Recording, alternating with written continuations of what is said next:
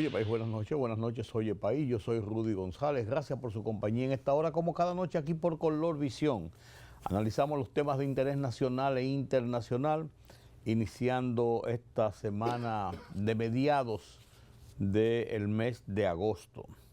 Muchos anuncios de lluvias, vaguadas, malos tiempos que vienen por ahí, pero por suerte el fin de semana que se había pronosticado las incidencias de que provocaría una vaguada, una onda tropical, en la capital pasó sin pena ni gloria, y para esta semana se anuncia mucho calor, tiempo seco, alguna influencia del polvo de Sahara, y no se pronostican serias lluvias hasta este momento. Eso es lo que trae el inicio de semana en meteorología. En el fin de semana asistimos a dos episodios lamentables, fallecimiento de dos personas conocidas, de dos personas que representan parte del tiempo que uno ha transcurrido en este mundo terrenal.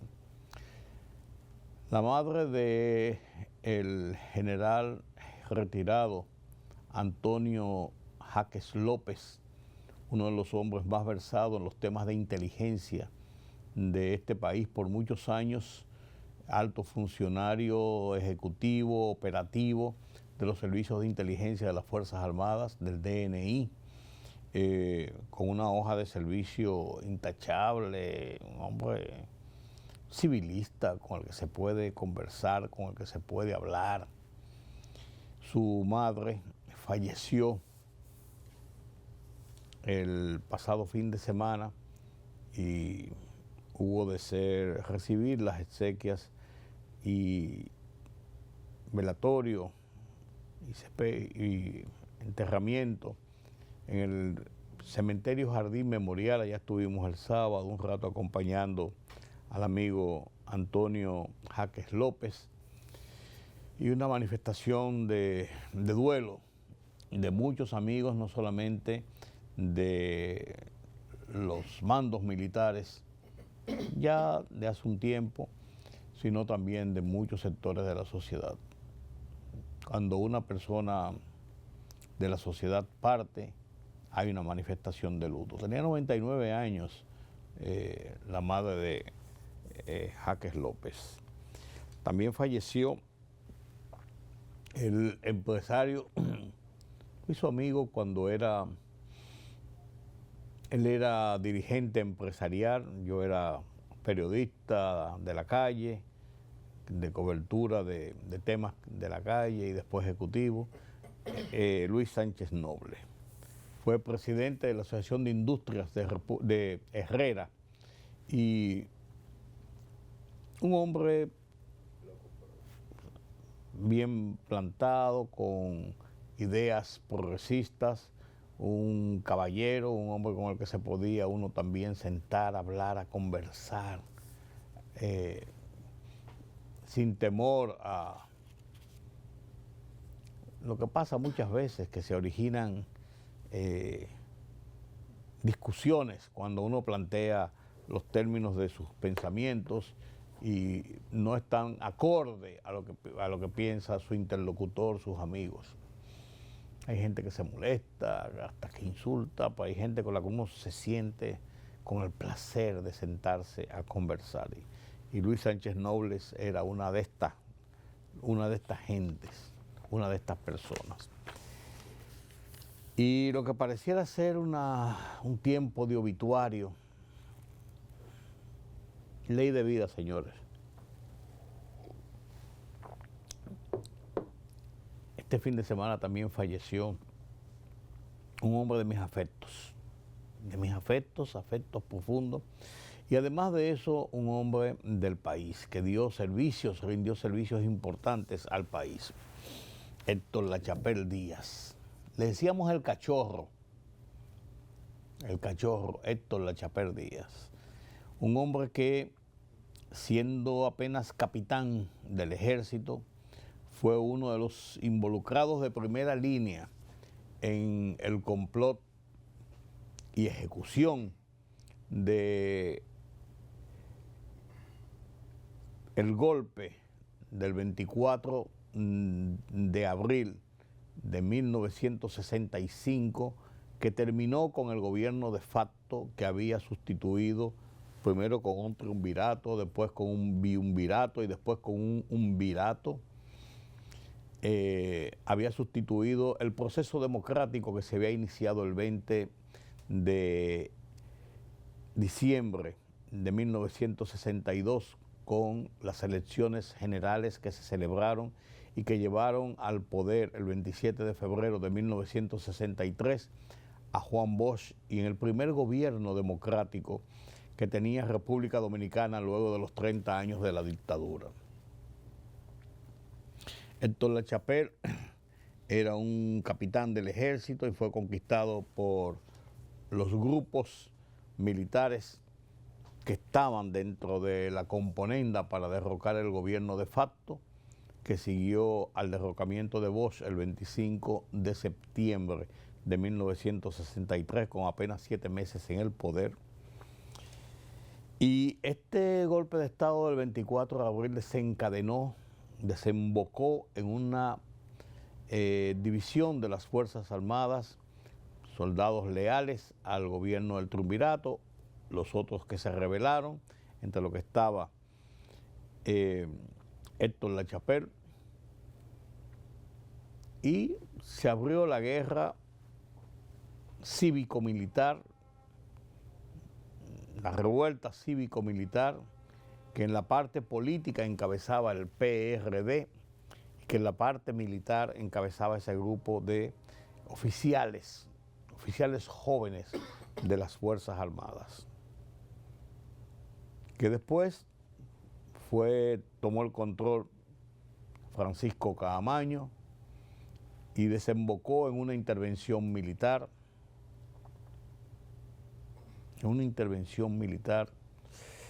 de un año, de más de un año, a República Dominicana.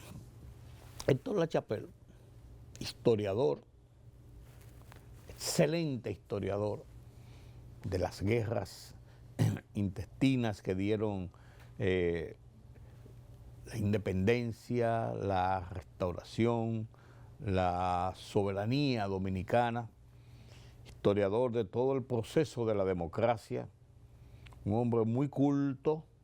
Su esposa Gladys siempre le acompañaba. El Cachorro fue, en el gobierno de Francisco Caamaño, uno de sus principales asistentes militares, hombre de al lado de Francisco Caamaño. Hay muchas fotos de él con Francisco Caamaño. Era el jefe de operaciones del gobierno de Francisco Caamaño, el gobierno en armas, el gobierno constitucionalista, los rebeldes, como usted quiera llamarle. Y su lealtad era tal, y su cercanía con Francisco Caamaño, que fue enviado cuando Caamaño fue sacado, cuando sacaron los militares en enero del 66, después de aquella refriega en el Hotel Matún en Santiago, lo que determinó que la coexistencia de los dos grupos militares era muy compleja para llevar un ordenamiento y un régimen disciplinario en los cuarteles. Caamaño salió al exilio, salió como agregado militar de la República Dominicana en Londres. Fue a la embajada de Londres, a Inglaterra. ¿Quiénes lo acompañaron? Héctor Lachapelle Díaz, capitán; Pedro Guerra Ubrí, teniente, sus dos principales asistentes militares en el cargo de agregado militar de la Embajada Dominicana en Londres. Cuando Caamaño decidió en el 67 huir de la embajada, declararse en la clandestinidad y ubicarse en Cuba para preparar un movimiento guerrillero para venir a República Dominicana a derrocar el gobierno de Joaquín Balaguer, Héctor Lachapelle Díaz sacó distancia. Era un militar, sacó distancia. Igual hizo Pedro Guerra Ubrí. Héctor Lachapelle se quedó un tiempo en Europa, en la sede diplomática en Europa, y después volvió a República Dominicana. Pedro Guerra Ubrí se fue a Estados Unidos y comenzó a trabajar en la Organización de Estados Americanos, en la OEA. En la OEA y trabajó muchos años, y cuando vino a República Dominicana de regreso, siguió trabajando en las oficinas de la OEA en República Dominicana. Consiguió un traslado para venir a su país. Héctor Lachapelle se fue a la vida civil, fue reintegrado luego en las Fuerzas Armadas. En mi libro Prensa y Poder relato un episodio. Mantuve siempre una comunicación y un contacto directo con Héctor Lachapelle. Y relato que aquel 25 de abril de 1984, cuando la poblada que originó las medidas tomadas por el gobierno de Salvador Jorge Blanco sobre la situación de la economía dominicana, con un acuerdo clandestino que no se le había dicho a nadie con el Fondo Monetario Internacional, y se establecieron una serie de impuestos y una serie de medidas económicas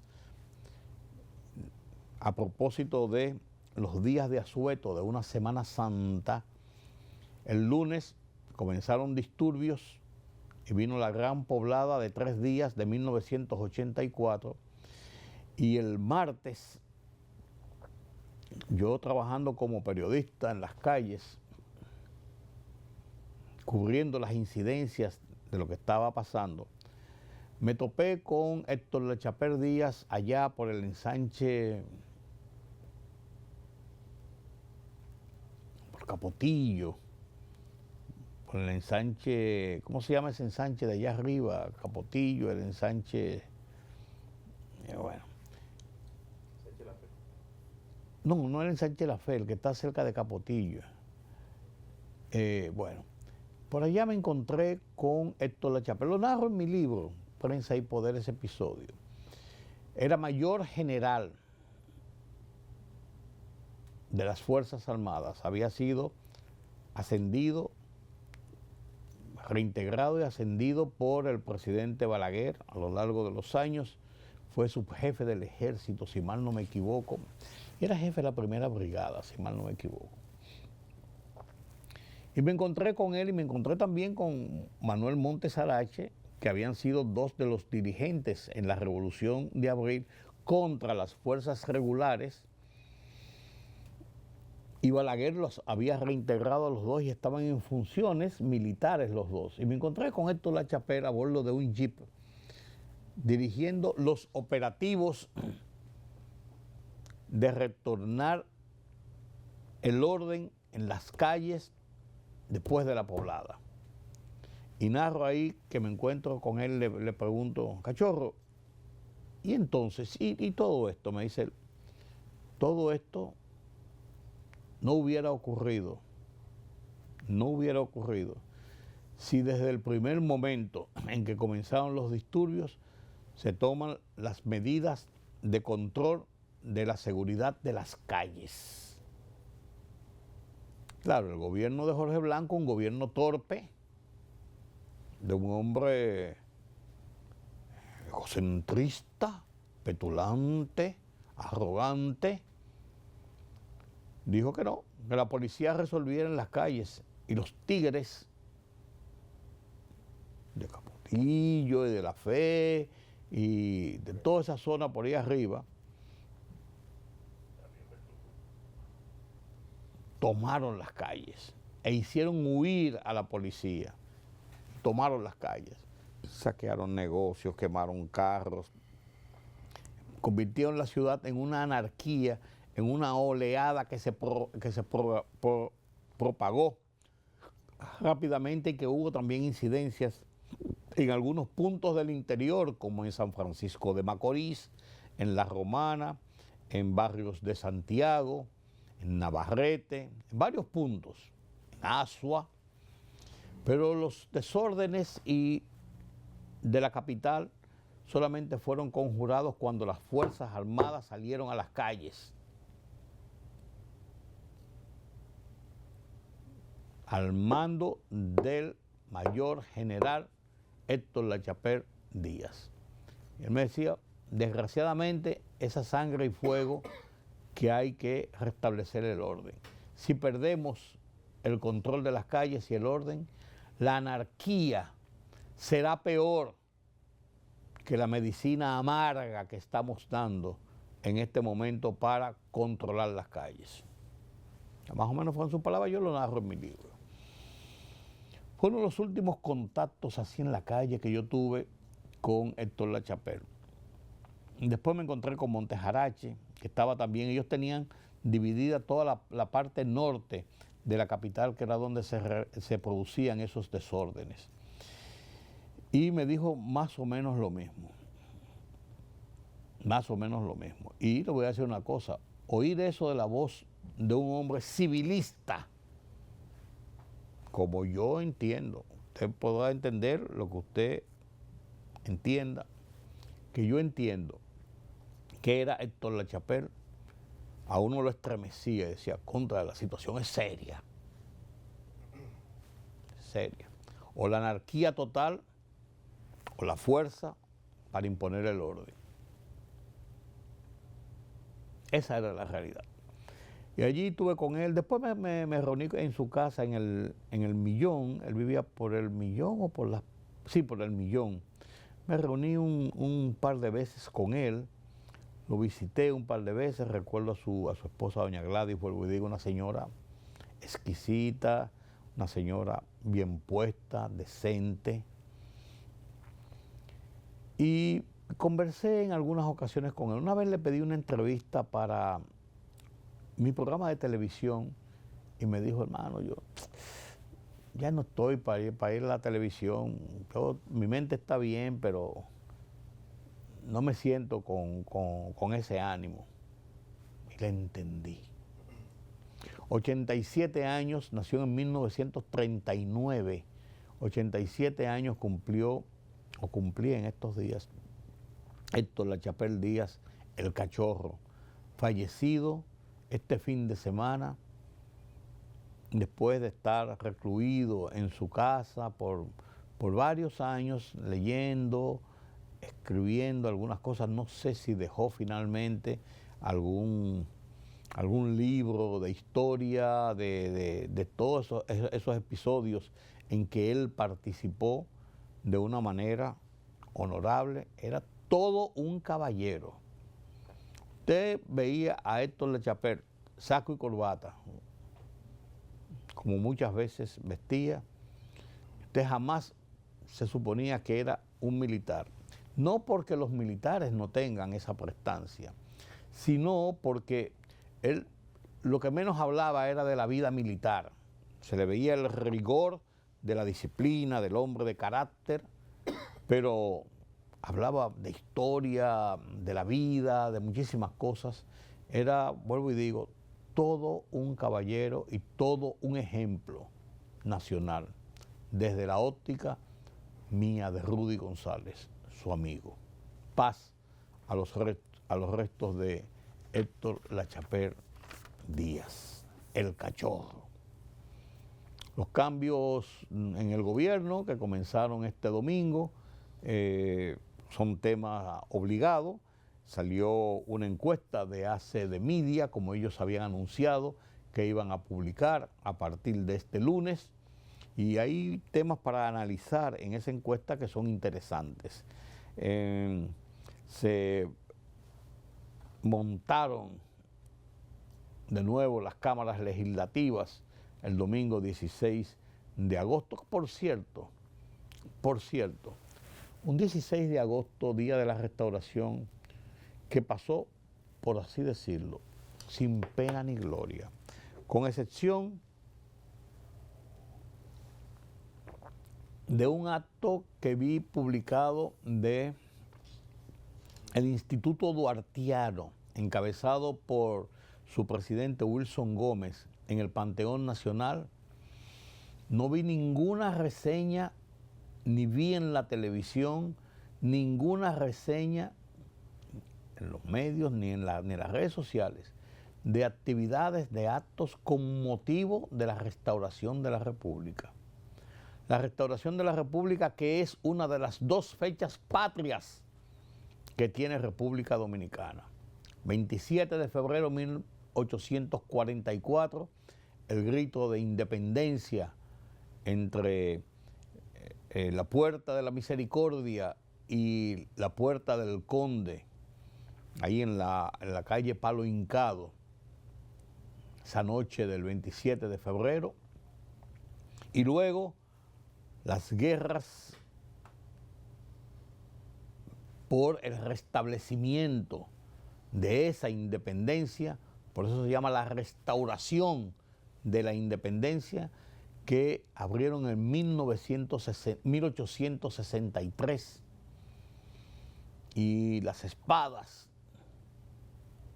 la valentía, el brío de nuestros héroes, del que descolla, por ejemplo, Gregorio Luperón, restablecieron nuestra independencia y echaron del país a las fuerzas invasoras y revocaron el propósito anexionista de la República Dominicana.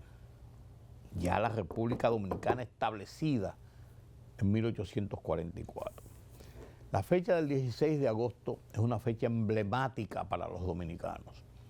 Incluso es la fecha donde se toma posesión cada 4 años el gobierno, el nuevo gobierno, los legisladores, los municipios, los cargos municipales, que ahora se ha adelantado un poquito, pues ya se va a refundir nueva vez. Pero es una fecha emblemática. Y es incluso cuando se producen los cambios en el gobierno, que lo estableció eso Joaquín Balaguer como una norma, 27 de febrero y 16 de agosto. Se hacen los cambios militares, se hacen los cambios en el gabinete, entre el conglomerado de funcionarios, todo lo que es ese funcionarato en el entorno del presidente de la República para conformar lo que es el gobierno. Pero, vuelvo y digo, ¿por qué era domingo? Pasó sin pena ni gloria. Pasó sin pena ni gloria.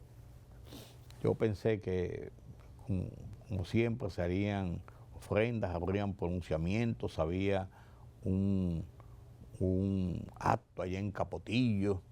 Vi un reportaje que decía que el monumento a Capotillo estaba descuidado, sucio, abandonado. No sé si es así, pero vi un reportaje en ese sentido y es una pena. Son nuestras fechas patrias y esas fechas patrias hay que respetarlas, hay que ponderarlas por todo lo alto porque conforman la historia de nuestra dominicanidad, la historia del nacimiento de nuestra nación, la historia de nuestro emblema de democracia, de bandera, de instituciones, de un escudo, un himno, que son nuestras identidades. Entonces, vuelvo y digo, penoso que haya pasado sin pena ni gloria. Por ejemplo, yo no lo sentí. Okay. Yo no lo sentí. Permítame la pausa.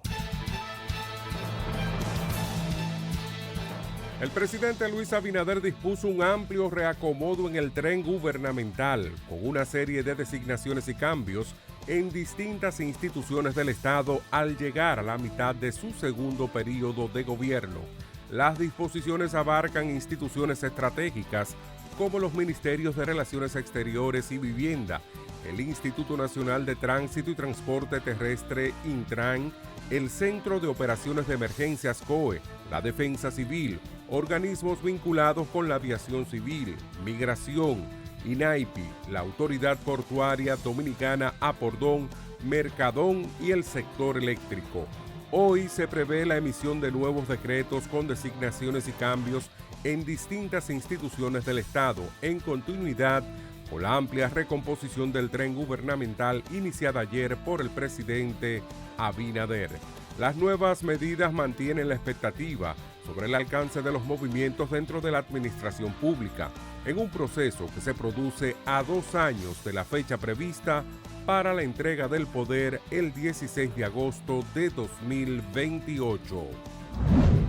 La Dirección de Infraestructura Escolar, DIE, anunció la clausura y próxima demolición de 57 escuelas del país debido a su alto nivel de vulnerabilidad sísmica.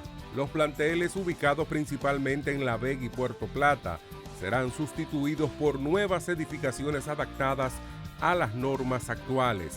Como medida de contingencia, los estudiantes fueron reubicados en otros centros y en aulas modulares, de las cuales la DIE ha instalado cerca de 500. Además, se proyecta incorporar 1.500 nuevas aulas durante este año para atender la demanda de cupos escolares.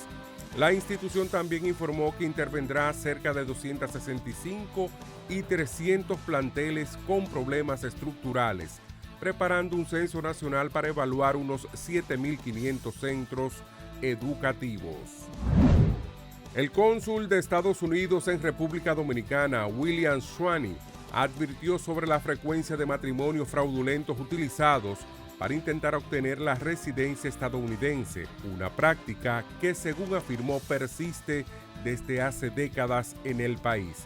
En entrevista con el periódico Diario Libre, el funcionario explicó que aunque los casos de fraude representan una porción reducida frente al elevado número de solicitudes de visas de inmigrantes, su recurrencia genera preocupación entre las autoridades consulares.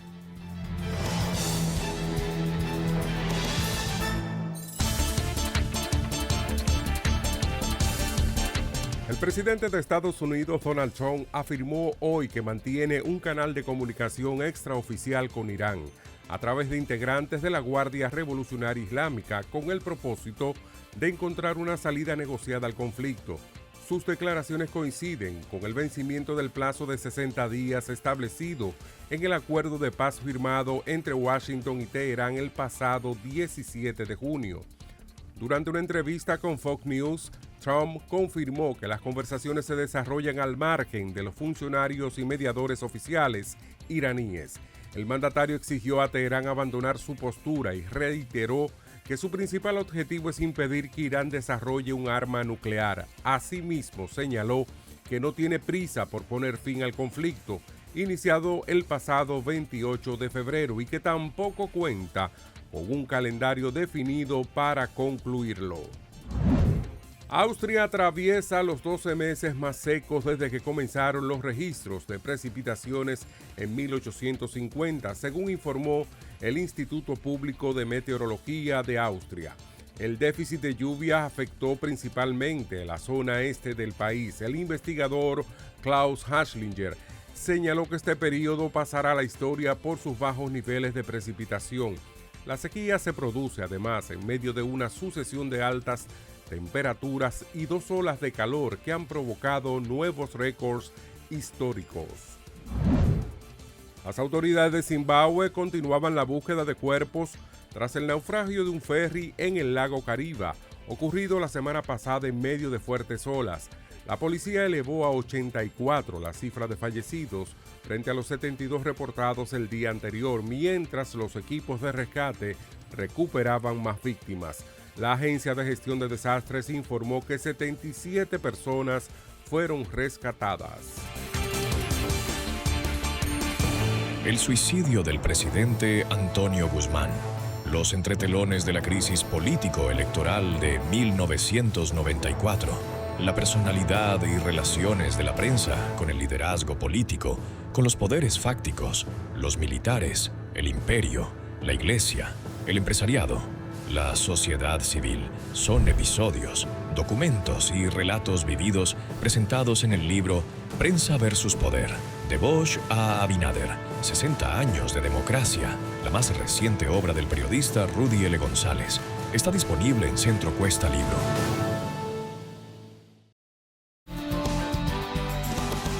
Gracias por continuar con nosotros aquí en Oye País. Qué bueno tener a gente como Peluche que me pide, ¿cuál es el orden en que usted va a decir ahora sus comentarios? Porque él quiere, entre él y Rodolfo, quieren tener el control de la cosa para ir poniendo las imágenes y eso. Peluche, así como ustedes lo ven ahí calladito, pero es un hombre, él presiona a Rodolfo y Rodolfo lo presiona a él, y entre esa presión mutua buscan precisamente la calidad de este programa. Y yo se lo agradezco. Ellos forzan y yo saco ventaja de ese forcejeo. A ver quién está llamando.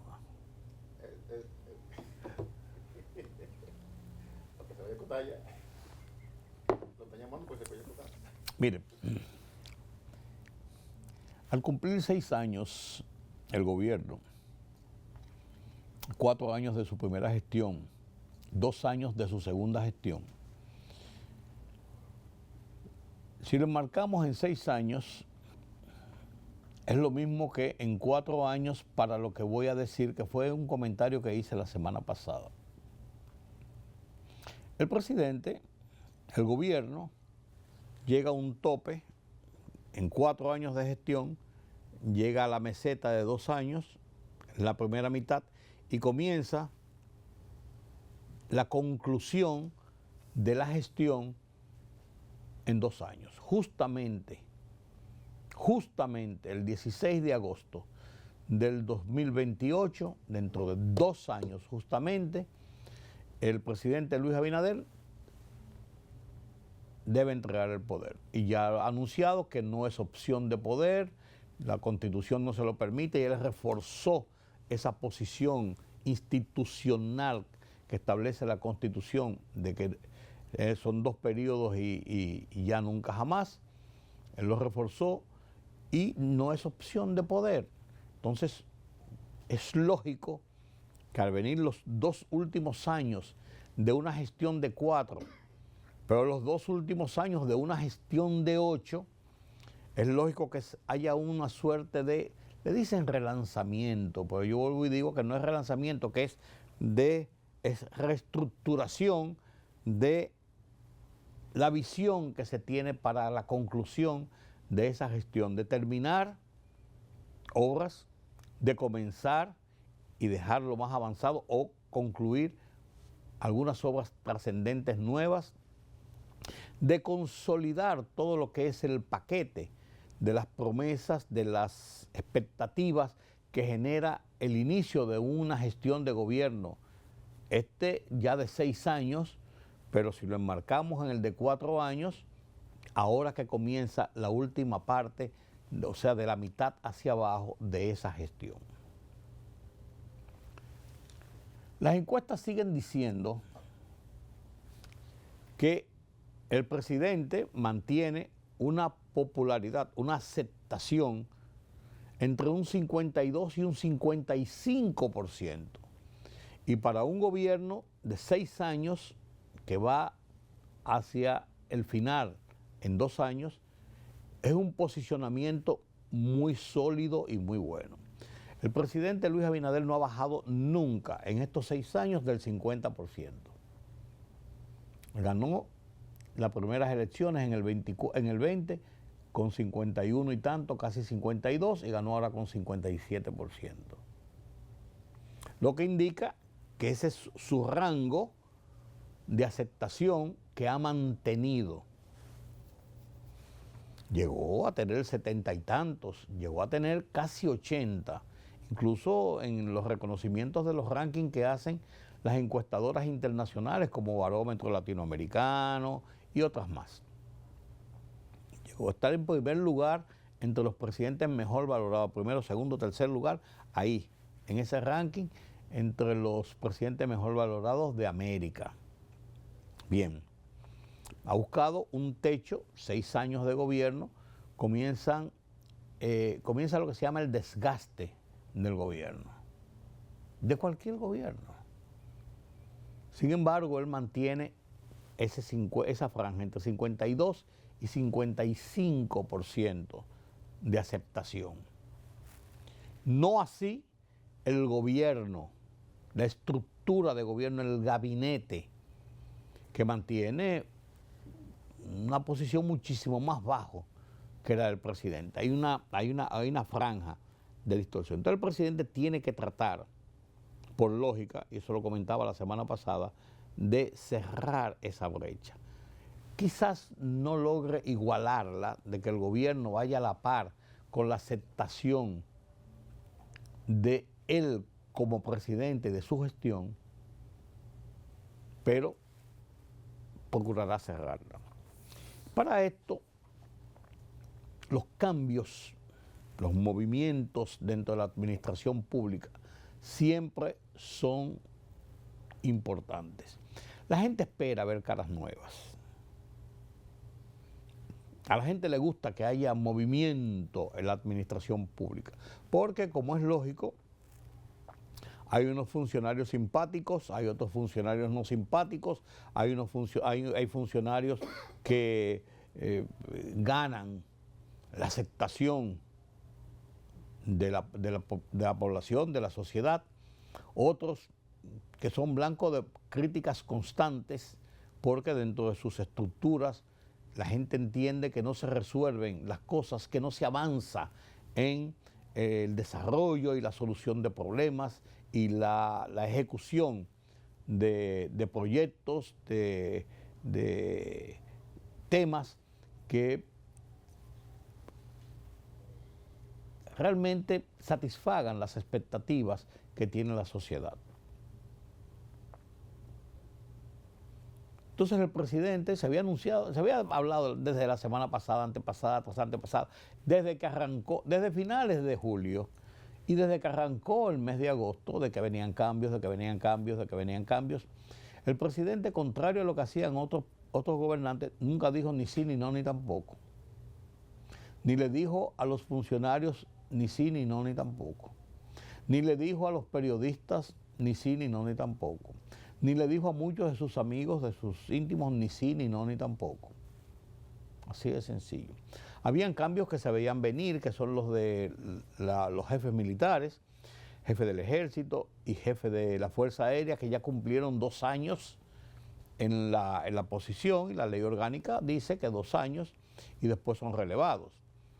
El de la Marina tiene apenas 1 año, y el de las Fuerzas Armadas, que es un ministro, está también dentro de la potestad del presidente de la República. Todos lo tienen, pero principalmente en ese caso, de la potestad del presidente de la República, del Poder Ejecutivo, aunque la ley orgánica dice que cada 2 años deben pasar a otra, deben ser rotados del cargo.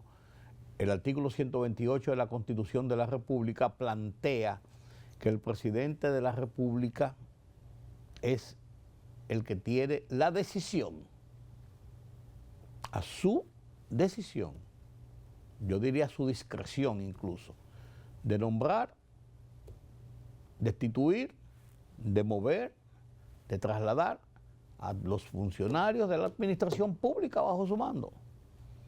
Entonces parecía una dicotomía, que la ley orgánica plantee tales y tales cosas y la Constitución le da directamente esa prerrogativa al Poder Ejecutivo. Parecía una dicotomía, no lo es, pero parecía una dicotomía, aunque la ley dice, se hace sujeto a lo que establece la ley, pero esa facultad es muy implícita en las manos del presidente y no es una violación, nunca se ha considerado así. Por ejemplo, Carlos Díaz Morfa fue ministro de las Fuerzas Armadas en los 4 primeros años completos del presidente Luis Abinader, entre el 2020 y el 2024. Y Fernández Onofre, el actual ministro de las Fuerzas Armadas, tiene ya 2 años en el cargo y parece ser que continuará en el cargo. Es un ministro y el apoyo, el respeto que ha ganado en la sociedad no están en tela de juicio. Caballero, hombre que sabe lo que tiene entre manos, un hombre muy legalista, un hombre muy institucional, una persona que no anda haciendo galas del poder y de la cosa. Y en ese sentido, pareciera que es así. Pero en los cambios que comenzó a hacer el presidente, el domingo, hubo por lo menos 3 cambios, 3 de esos cambios, que motivaron alguna extrañeza. El punto número 1 es la salida del canciller Roberto Álvarez, de quien se había dicho hace ya más de un año, habría manifestado su decisión de retirarse de la Cancillería, ya por razones de su edad, tuvo algunos problemas de salud, nada del otro mundo, por algunos problemas de salud, y él había manifestado a algunos amigos que él quería tener tiempo para escribir, tener tiempo para leer. Él tiene muchos conocimientos de todo el mundo diplomático y tiempo además de eso para darse unos años más de vida, de dedicarse a él mismo. Porque ser canciller, señores, es un ministerio muy grande, de muchas responsabilidades y además de muchos viajes. Y hay que manejar muchas situaciones, genera mucho estrés. Son muchas las reuniones, muchas las decisiones que hay que tomar. Es un cargo complejo.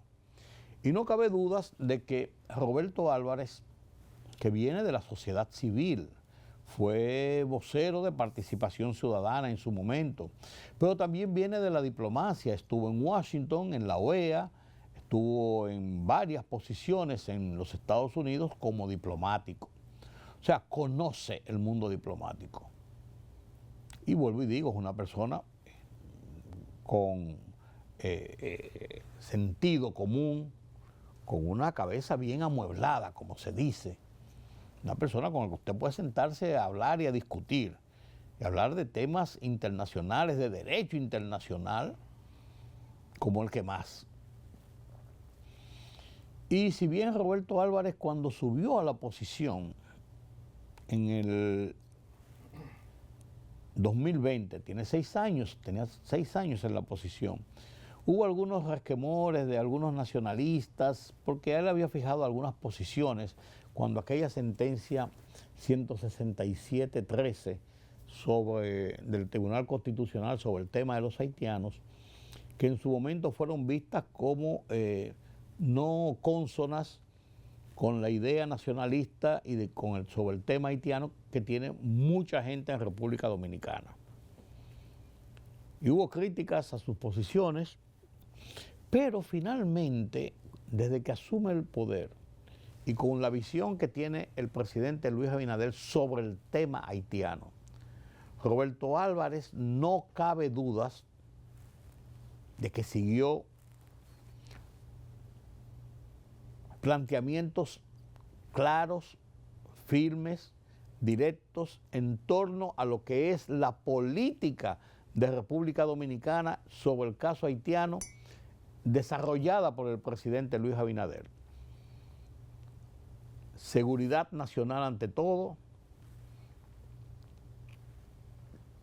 provocar que la comunidad internacional mire hacia Haití y ayuda a solucionar el problema, porque en la medida en que Haití soluciona sus problemas, o va solucionando sus problemas, o baja todas esas tensiones, la presión es menos hacia República Dominicana por el tema de los indocumentados, de una serie de razones. Y además de una política migratoria clara, precisa, directa, sin sin maltratos, sin violaciones. En todos esos operativos siempre se producen una que otra situación, pero no es la política de maltrato, de violaciones de los haitianos, pero sí de enfrentar el tema de la creciente migración. Y la Cancillería jugó un papel en ese sentido. Roberto Álvarez ha ido, ahí lo decía en el último discurso ante el Consejo de Seguridad de Naciones Unidas, es la vez número como 12 o 13 que se sienta en el Consejo de Seguridad de Naciones Unidas a hablar del tema Haití.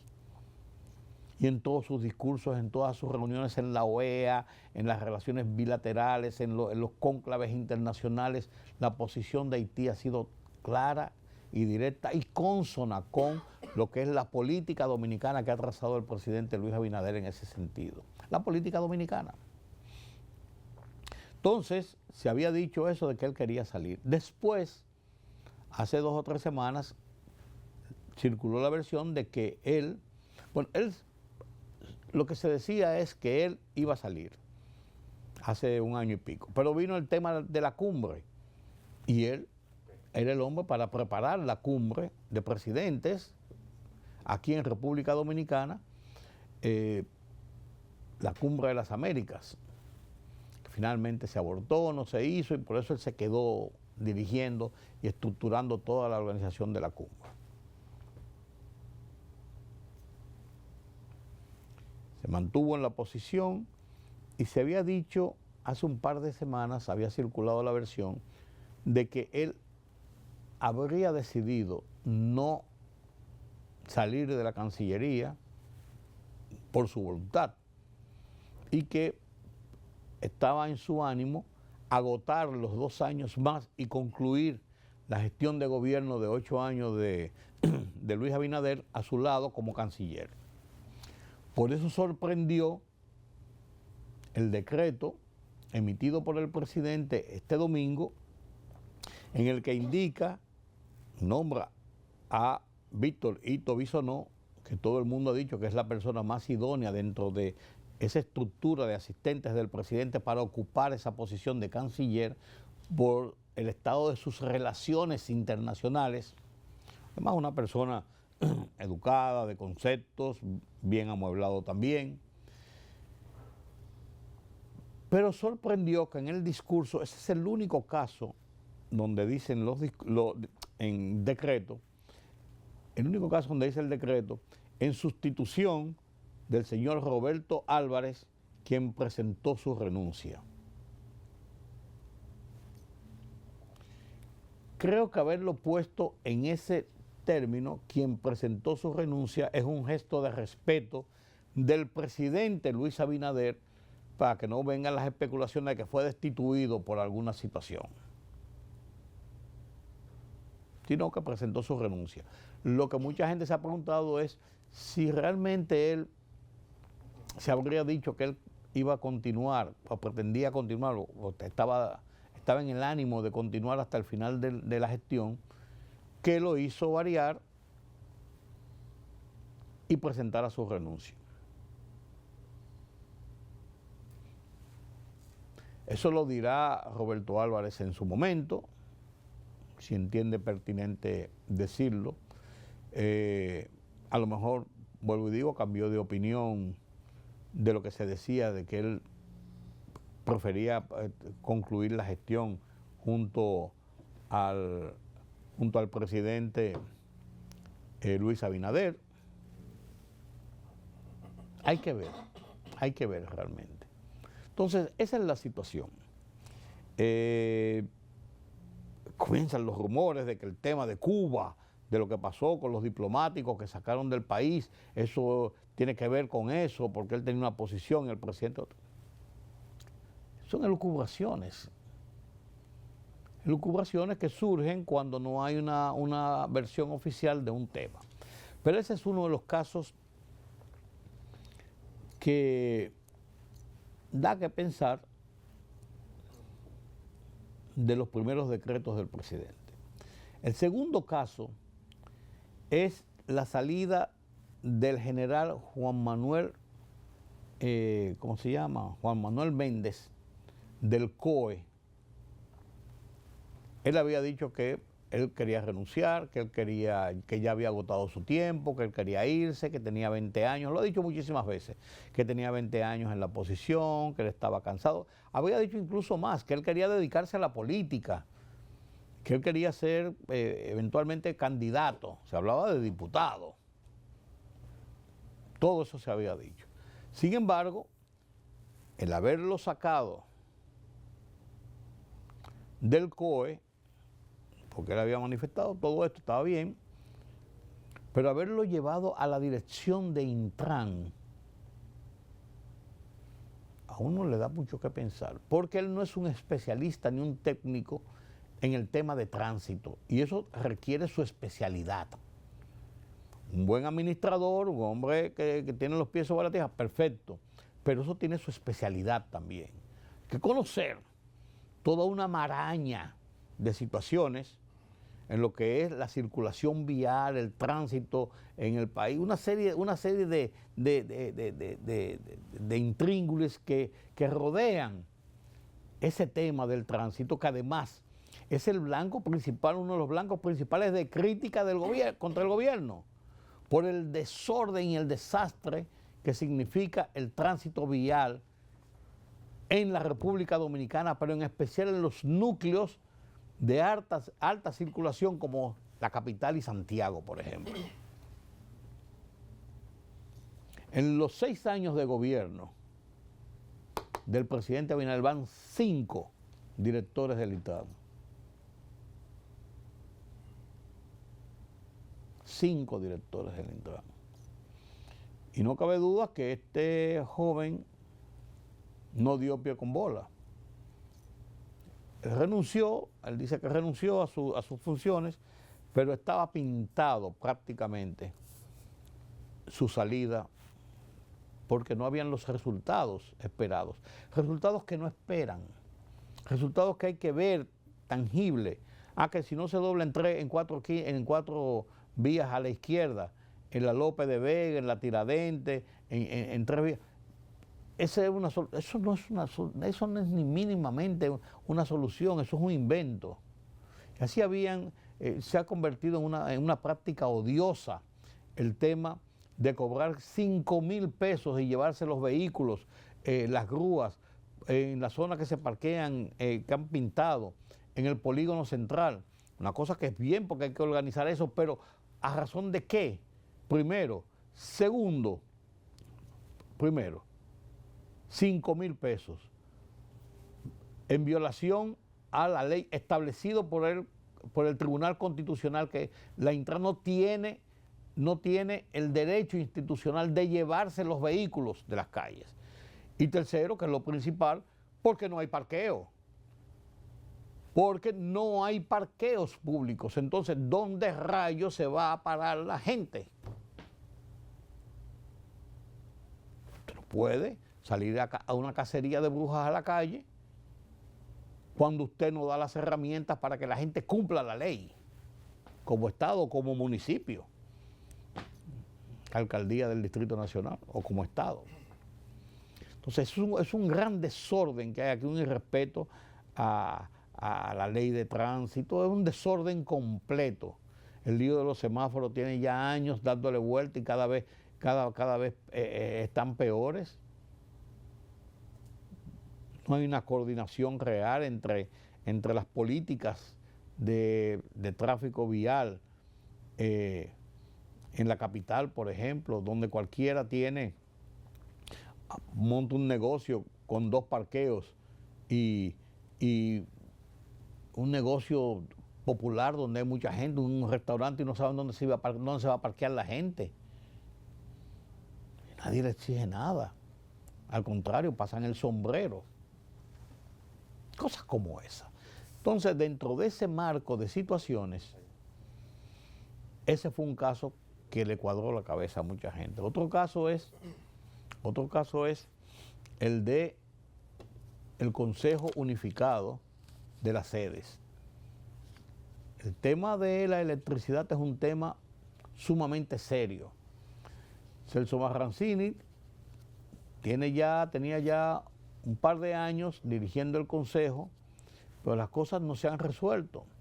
Y él es una persona fuerte, de temperamento duro, beligerante, había tenido algunos choques y de que habían pedido su cabeza, pero una cosa es que pidan su cabeza y otra cosa es que den su cabeza.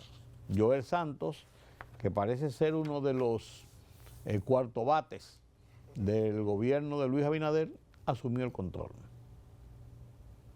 Y así hay otros cambios interesantes que al paso de esta semana iremos analizando poco a poco, y cuando concluya todo, entonces vamos a hablar de ese eventual relanzamiento o reposicionamiento o reacomodamiento o visión de futuro inmediato del gobierno de Luis Abinader. Permítame la pausa.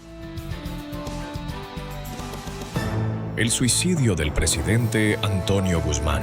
Los entretelones de la crisis político-electoral de 1994.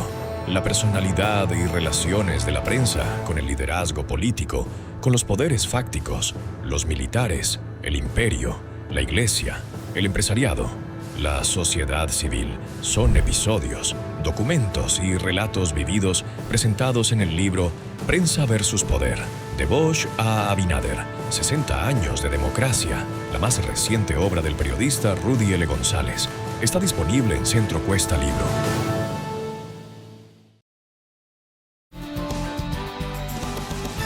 El 27 de junio de este año, Estados Unidos e Irán, con el presidente Donald Trump en un almuerzo en París, a propósito de una cumbre en París, le llevaron a la mesa con los platos y con todo el mundo sentado, y él firmó el protocolo, el documento de conversaciones, de buenas intenciones, para lograr en 60 días, con un plazo de 60 días, un eventual acuerdo de paz con Irán y llevar la tranquilidad al Medio Oriente. Lo mismo se hizo en Teherán, al mismo tiempo, pues se firmó por vía electrónica, por así decirlo, lo firmó el presidente de Irán. Han pasado los 60 días y la situación en el Medio Oriente no se ha resuelto. Si bien es cierto que no estamos en la era, en el momento de los ataques y contraataques con misiles, con drones, de todas formas, no es menos cierto que las tensiones se mantienen y la línea divisoria entre la paz y la guerra es cada vez más débil. Es débil, sumamente débil.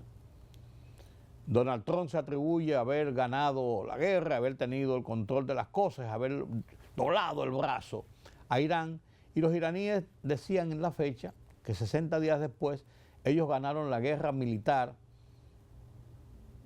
y ganaron la guerra geopolítica, porque en lo militar los Estados Unidos no pudieron destruir a Irán, ellos tampoco pudieron destruir a los Estados Unidos y no era su propósito, y en lo geopolítico porque ellos siguen controlando el estrecho de Hormuz como la joya de la corona de todo lo que ocurre ahora en el Medio Oriente. ¿Qué seguirá? Ya veremos. Gracias por su compañía. En esta noche yo soy Rudy González. Mañana tenemos una nueva cita aquí en Color Visión a esta misma hora. Pasen un feliz resto de la noche.